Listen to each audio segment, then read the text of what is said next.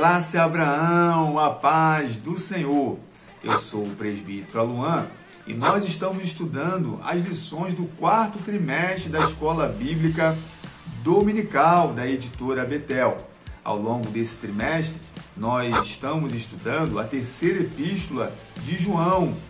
O comentarista da lição é o pastor Alex de Melo Cardoso e ao longo desta semana nós estamos nos preparando para a primeira lição, a lição de número 1, que tem por título: O verdadeiro discípulo anda na verdade. O nosso estudo é orientado pela leitura complementar, que é uma atividade prevista nas lições da revista Betel.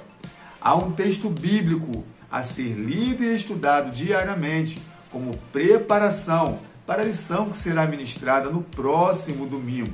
O texto bíblico orientado para estudo devocional de hoje está no livro dos Salmos, Salmo 119, no verso 30, que diz assim: Escolhi o caminho da verdade, propus-me seguir os teus juízos. No devocional anterior, nós fizemos um breve estudo panorâmico dessa pequena epístola de João, que tem apenas 15 versículos. Nós vimos que em apenas 15 versículos, o comentarista da lição vai tirar 14 lições muito importantes para a Igreja de Cristo nos dias de hoje. Nós aprendemos que o autor da carta é o apóstolo João, o mesmo que escreveu a primeira e a segunda epístola, o Evangelho e também o livro de Apocalipse, irmão de Tiago, filho de Zebedeu. Nós vimos que na sua epístola, João apresenta 3 personagens, Gaio, Demétrio e Diótrefes. Com base nesses 3 personagens que eram obreiros de igrejas na Ásia Menor, o comentarista vai tirar lições de um verdadeiro discípulo de Cristo. Então, ao longo dessas 14 semanas que nós estaremos estudando a terceira epístola de João, nós iremos aprender como deve se comportar um discípulo de Cristo. Nessa primeira lição, o comentarista ele vai abordar o aspecto da verdade. Nós falamos que a palavra verdade aparece 6 vezes na terceira epístola de João. No verso 12, se nós considerarmos a palavra verdadeiro testemunho, então seria 7 vezes que figura a presença da palavra verdade na terceira epístola de João. Qual é a relevância disso? A evidência que o apóstolo deu a esse atributo na sua carta e também no testemunho dos obreiros que ele apresenta na sua carta. Com base nisso, durante a semana, os textos bíblicos da leitura complementar estão apresentando aspectos diferentes desse grande atributo que é a verdade. Nós vimos no devocional anterior que no Salmo 54, no verso 5, a verdade é um atributo do próprio Deus. E o emprego da verdade tem o mesmo significado de fidelidade, de maneira que o salmista depositou a sua confiança no Senhor, confiando que Ele é fiel para guardar os seus servos. Ei, querido, Deus é fiel e nós precisamos ser fiéis também. Pelo atributo da fidelidade ou da verdade de Deus, Deus não nega a sua palavra e as suas promessas. E isso é maravilhoso, porque se Deus prometeu, Ele é fiel, Ele é verdadeiro para cumprir. Nesses primeiros devocionais, faz-se necessário abordar assuntos que irá nos subsidiar durante todo o estudo do trimestre. Por isso, nós tivemos o cuidado de fazer um estudo panorâmico dos 15 versículos da terceira epístola de João, já no primeiro devocional. Hoje, eu gostaria de tratar com os irmãos a questão do discipulado, porque nas 14 lições, o comentarista vai tratar de atributos de um verdadeiro discípulo de Cristo. Ora, se faz-se necessário caracterizar o verdadeiro discípulo, é porque existe um discípulo que não é verdadeiro. Como diz o pastor Renato Rubim, no seu livro Talmidim, todo discípulo é crente, mas nem todo crente é um discípulo de Jesus. Então, é necessário nós entendermos o que é ser um discípulo para podermos buscar ser um verdadeiro discípulo. No Antigo Testamento, na cultura hebraica, as crianças estudavam a palavra de Deus, a Torá, que nós conhecemos como o Pentateuco, os 5 primeiros livros da Bíblia, a lei de Moisés, ainda na sua infância. Quando ganhavam mais idade, já sabendo da lei de Moisés, elas precisavam estudar e aprender a interpretação dessas leis, como essas leis se aplicavam na comunidade. Para isso, elas precisavam ser aceitas por um mestre, um rabone ou rabino, e precisava ser aceito por esse mestre. Dessa maneira, nem todos eram selecionados para seguir um mestre ou um rabino. Aqueles que eram privilegiados iriam caminhar atrás do seu mestre, aprendendo com os seus ensinamentos e também com o seu testemunho. No Novo Testamento, Jesus ele vai reformar esse sistema de discipulado. Agora, não é Jesus como mestre que escolhe e seleciona os seus discípulos, mas o discípulo é que escolhe quando decide crer na sua palavra e nos seus ensinamentos. Assim, quem crê em Jesus se torna um discípulo dele e encontra a vida através da sua palavra. O pastor Renato Rubim, no seu livro Talmidim, que trata bastante sobre o discipulado cristão, ele aborda didaticamente 3 fases do discipulado que se torna muito interessante para aplicação no nosso estudo nessa fase da nossa lição. O discipulado, para Renato Rubim, se divide em a porta, o caminho e o alvo. Quando nós olhamos para o Evangelho de Lucas, no capítulo 9, a partir do verso 3, nós vemos a seguinte declaração de Jesus. E dizia a todos: se alguém quer vir após mim, negue-se a si mesmo e tome cada dia a sua cruz e siga-me.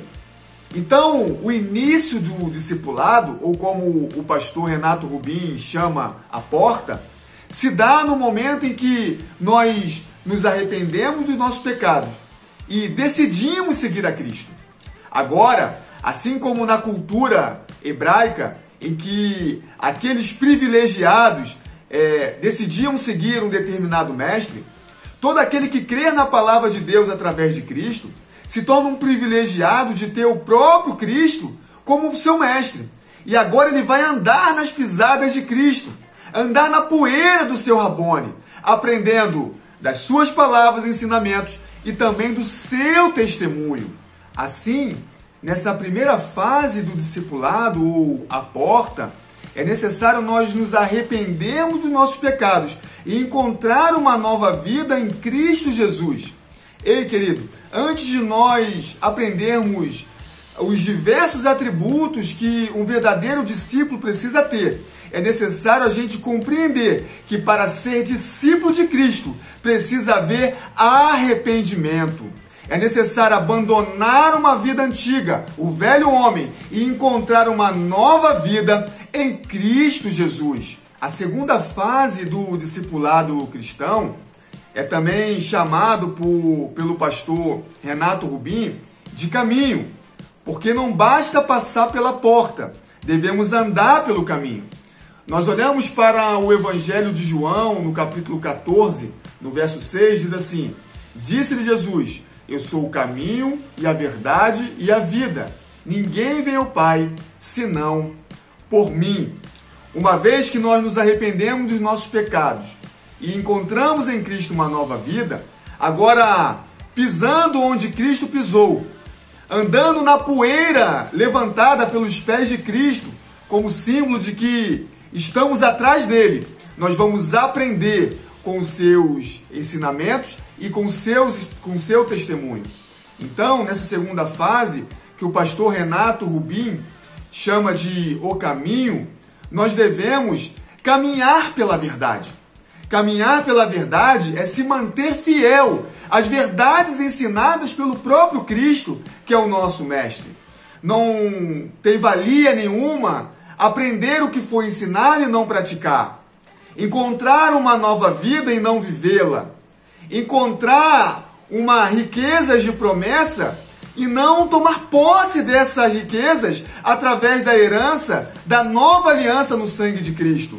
Então, na segunda fase do discipulado, nós devemos permanecer fiel, nos mudando a cada dia, através do ensinamento de Cristo. Há ainda uma terceira fase do discipulado, que para Renato Rubin, ele chama de o alvo, aquilo que se almeja alcançar. Quando nós olhamos para a carta de Paulo aos Romanos, no capítulo 8, eu vou ler o versículo 28 e 29, que diz assim: e sabemos que todas as coisas contribuem juntamente para o bem daqueles que amam a Deus, daqueles que são chamados por seu decreto. Porque os que dantes conheceu, também os predestinou para serem conformes à imagem do seu Filho, a fim de que ele seja o primogênito entre muitos. Uma vez que nós passamos pela porta, entramos no discipulado, nós precisamos permanecer fiéis à palavra e aos ensinamentos de Cristo, para que nós venhamos alcançar a imagem do nosso Mestre. O objetivo de todo discípulo precisa ser se parecer com seu Mestre. Quando nós vemos a segunda carta de Paulo aos Coríntios, no capítulo 2, no verso 14, diz assim: e graças a Deus, que sempre nos faz triunfar em Cristo, e por meio de nós manifesta em todo lugar o cheiro do seu conhecimento, porque para Deus somos o bom cheiro de Cristo, nos que se salvam e nos que se perdem. O desejo do Senhor, que aonde estiver a igreja, aonde estiver um discípulo de Cristo, ali ele manifeste a presença de Jesus como um cheiro do próprio Cristo. Ei, querido, você tem o cheiro de Cristo. Aleluia, louvado seja o nome do Senhor. É por isso que o apóstolo Paulo diz que os discípulos de Paulo deveriam ser imitadores dele, como ele também imitava o próprio Cristo. Ser discípulo é imitar o seu mestre. Nós falamos no devocional anterior que Jesus ele interpela os seus discípulos sobre que tipo de imagem ele estava imprimindo. Obviamente, o desejo de Cristo era saber se aqueles que aprendiam da sua palavra e observavam os seus feitos conseguiam compreender que ele era o próprio Deus encarnado. Dessa maneira, nós vemos que já no término do seu ministério aqui na terra, Jesus vai dar uma ordem aos seus discípulos. Nós vemos lá no Evangelho de Mateus, no capítulo 28, a partir do verso 18, que diz assim: e chegando-se Jesus, falou-lhes dizendo: é-me dado todo o poder nos céus e na terra. Portanto, ide, ensinai todas as nações, batizando-as em nome do Pai, e do Filho e do Espírito Santo, ensinando-as a guardar todas as coisas que eu vos tenho mandado. E eis que eu estou convosco todos os dias, até a consumação do século. Amém. Um discípulo de Cristo precisa anunciar as palavras que ele aprendeu com seu mestre. Um discípulo precisa necessariamente fazer novos discípulos. Querido, é nesse sentido e é nesse contexto que o apóstolo João vai escrever aos obreiros que dirigiam o trabalho nas igrejas da Ásia Menor. Era necessário corrigi-los e elogiá-los para que, imitando o apóstolo João, eles pudessem também imitar o próprio Cristo, que é o mestre por excelência. Dessa maneira, o texto que nós lemos na leitura complementar, nós vemos que é uma decisão caminhar pela palavra do Senhor Jesus, pelos seus ensinamentos. Assim, a verdade aponta para as verdades contidas na palavra de Cristo. Nós lemos no verso 30 do Salmo 119: escolhi o caminho da verdade, propus-me seguir os teus juízos. Querido, um discípulo de Cristo precisa caminhar pelo caminho da verdade. Perceba que quando nós nos desviamos do caminho da verdade, nós entramos pelo caminho da condenação. Desviar-se do caminho de Cristo significa ou implica necessariamente se desviar do caminho que leva para Deus. Nós já falamos aqui, lemos em João 14:6, que o próprio Senhor Jesus disse: eu sou o caminho, a verdade e a vida, e ninguém vem ao Pai senão por mim. Queridos, o único caminho que leva ao Pai é o próprio Jesus Cristo, através da sua verdade. É necessário que um verdadeiro discípulo de Cristo caminhe nas verdades aprendidas do seu mestre, que é o próprio Cristo. Quer andar na verdade? Caminhe com Cristo. Ande atrás de Cristo. Ande na poeira de Cristo.